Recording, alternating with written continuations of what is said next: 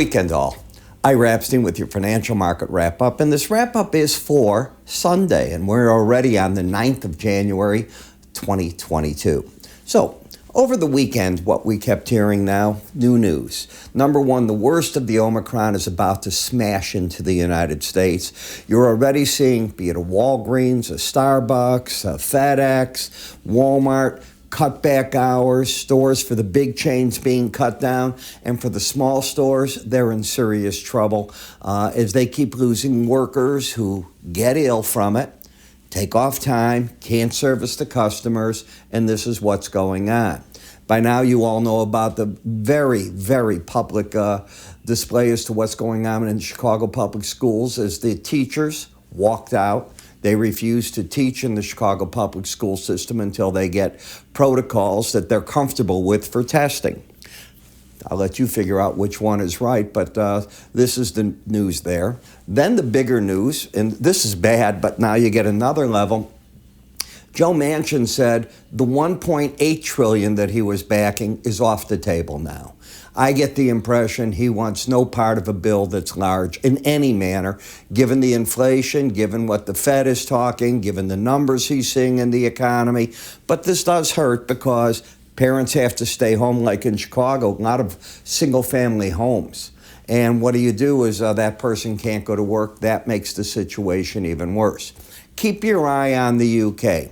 They'll peak before the United States, and what you're looking for is the decline rate. That's going to be the key. We've already seen the rate of deaths. That is nowhere near as bad as it used to be. There is another variant out there. I guess it's called Deltacron, and it's a mixture of Omicron and Delta. How serious it is being questioned. Is the testing for it being done right is the question. But there will be other variants. Is any of that bullish for this week? I don't see how it possibly is. So let's go to the market right here. When we look at a monthly chart, we're so far for the month down 1.9% from an all-time high. Okay, it's not a big decline, but it is a decline. On the weekly chart, you were down 1.9%. The numbers are the same, obviously, because you're in the first week of a new month. So they're identical numbers as to where you're at there. When you take a look at a weekly bar chart, you can see how the market was making higher highs all the way through, and it still has that on the weekly chart. You still have the higher highs and the higher lows. So where would the support parts be in the chart? Well, the main area is probably the 18-week average of closes. Now, you're down 1.9%. If you fall another 1.5%, 2%, you'll easily be at that 18-week average of closes. If you take out right here this low, and I'll come to it exactly, there we go, of 45.20 and a quarter. That would break the pattern of higher lows, higher highs. I'll be surprised if we don't get something going to the downside. Now, before I go on to the next chart, which will still be the S&P, I want to point out something here. You have an outside week down. If you take out the high of an outside week in the week after it's made, which is this week, or the week after that, next week, it's often a trap. And it tells you the market's completely reverse course, wants to move higher into a key moving average or a Bollinger Band, the closest of. In this particular case, it wouldn't do me any good. It's the Bollinger Band. So what is stopping the rally, just the way the breaks were contained, is the 18-week average has been containing the breaks, and the rallies are being contained each time on a weekly chart. You're getting up to that Bollinger Band. It's giving you a drop and a buy opportunity. What's evident on the chart? Well, as we look at momentum, it's still what I'll call up. You haven't gotten this number, either of them, to get back under the 80 level, as you can see. And they've had several weeks where they're up and over it. Watch. Week 1, 2, and 3. So I'm comfortable that we have an embedded reading. If when you open, you start losing that reading, could happen, you might be headed back to the 45.76. I personally think that's what's going to happen this week. You're going to get back to that 18-week average to try to figure out what next. What I will tell you is when it gets there, I'm still going to be saying to you, each time the markets got down there, you could do one of these where you spin around that number, but you've come back. What would be a warning sign to me that you're in store for a closer to 10% drop in the market would be getting down to the lower Bollinger Band. And the reason for that is you haven't done so. I'm telling you, I went back. It's over a year if I'm correct. So that would be the sign that the game is changing.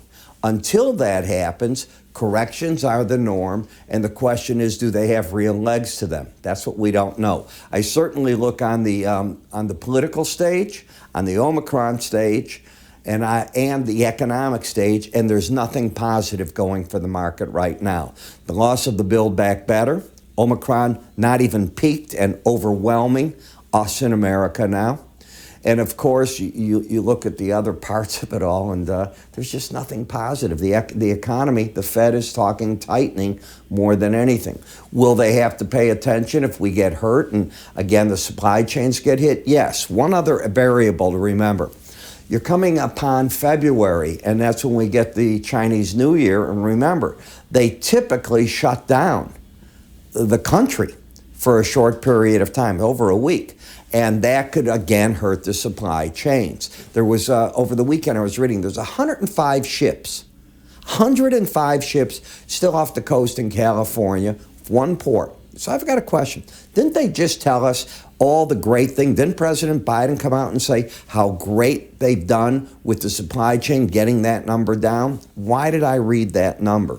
There's something not right that I'm missing here.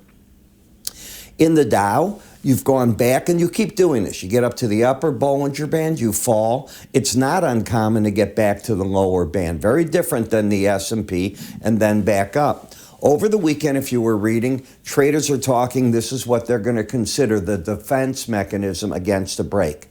They want to be in the Dow stocks, not in the tech area. That's the word. The trend is up. The market has got momentum, still pointing up. Support, 35, 34, and if that slips, the 34,000 level could be where you're coming in next. In the NASDAQ, the market is now just spinning against the 18-week average of closes. Should it decide to drop, when's the last time we got to a lower Bollinger Band? You don't even have it on this chart. I'll step back. This is 2021, just so you know. You didn't hit it once. And now we're talking, are you going to go back and hit it? That would, again, be the nail in the coffin that the tech stocks are where people don't want to be because of higher interest rates. The chart action is telling you nothing, to not be in. In fact, that's what you're seeing in everything but the key index, the Dow right now, and the S&P. Those are the two stronger of the indices. In the Russell, another failure. Now, a sign that the traders are changing gears would be taking out this week's high this week or next week. Either one. That would be a sign to me that you want to move back up here to the upper Bollinger Band.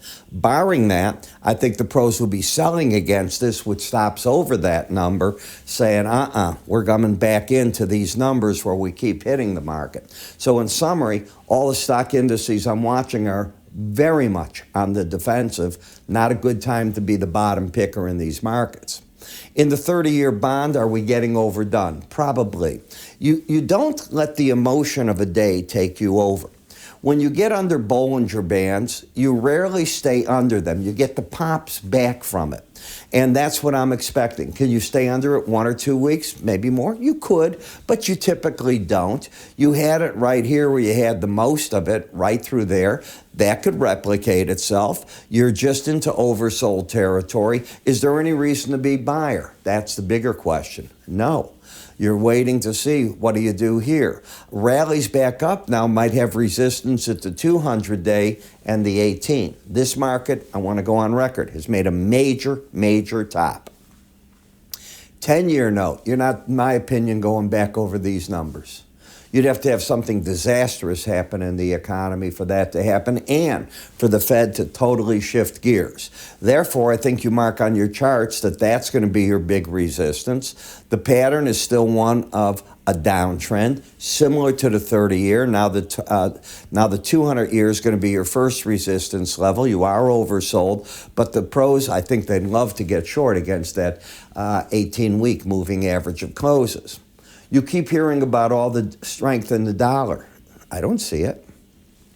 I see a market with a higher high and a lower low. If it drops here, and it could, then we're looking for a challenge coming back to the 200-day and the 18-day, right in this area.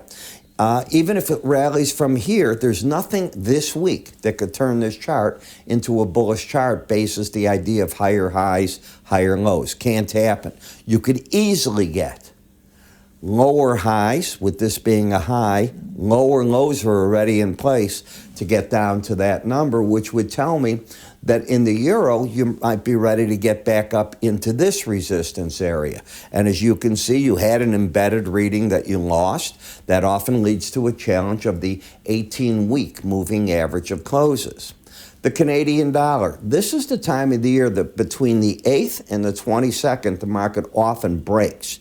Doesn't look like it on this chart. If you take out the high of last week, which was 79.22.5, it sets up a pattern of higher lows, then a higher high over the 18-week average, and it could be saying you want to get back up here. Different. I don't like when the seasonals are pointing down one way with the strong. I mean, it's a lot of years out of 15 that it's done that. I'm not talking 10, 12. I'm talking a lot of years. And will that come down? I don't know. Either way, I'd look for big support at the 100-day average in the lower Bollinger Band. I think tomorrow's going to be where the pros, tonight actually, they'll take a look. If the market just gets right on and up over last week's high of 79.22.5, I think they'll gingerly try to buy the market, but they got to be looking at those seasonals. In the end, this is a short covering area. Why? First challenges of Bollinger Bands typically turn the market away. And you had your breakout of a sideways action here, down. Now you've been going in waves down. There'll be a number where it's too cheap. Obviously, you get a country like Japan, you get the European Union, they don't want to raise interest rates where the U.S. does. The market, contrary to what we're hearing from the economists on TV and the market analysts, the market is telling you the raising of interest rates in this Omicron environment will slow the economy down, right? The yen is acting poorly. So I wish I could say that argument, their argument strengthening their yen. It isn't. This market's still a problem. It's not trending. It's got a higher high, higher low, but it's certainly a new low for the whole move. Difficulty. The money was made earlier.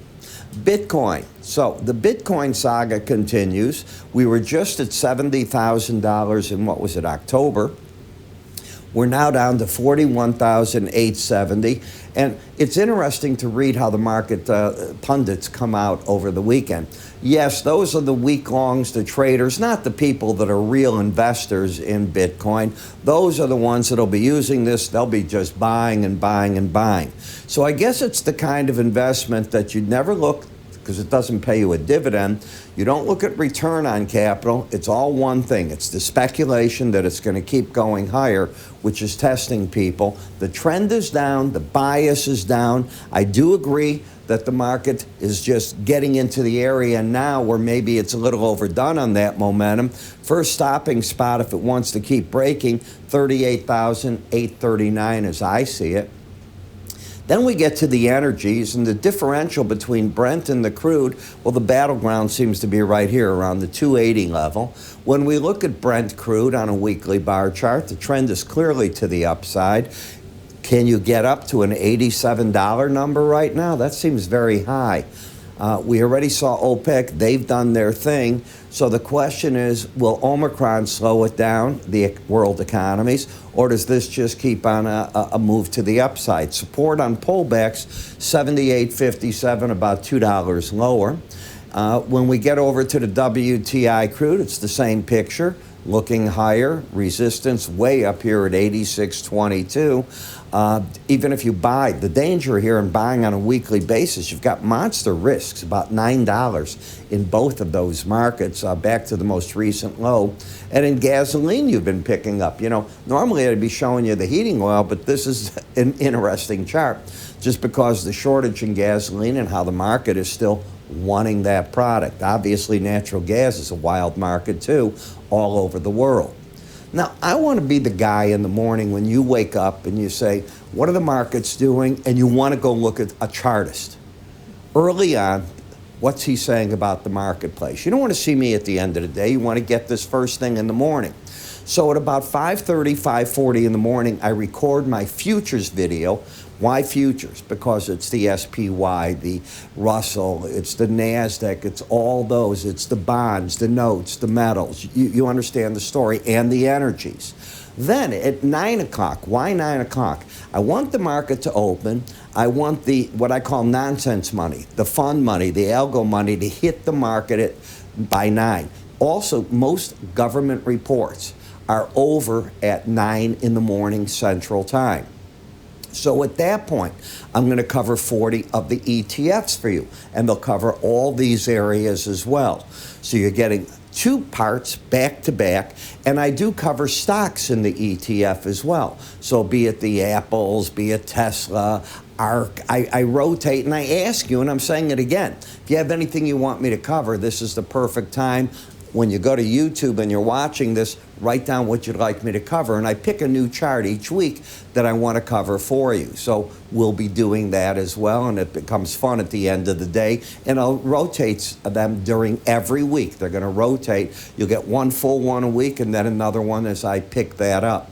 How do you get this? Just go to our website under the word research. It's all explained there. If you have questions, you can always call my staff. You're going to find it very inexpensive.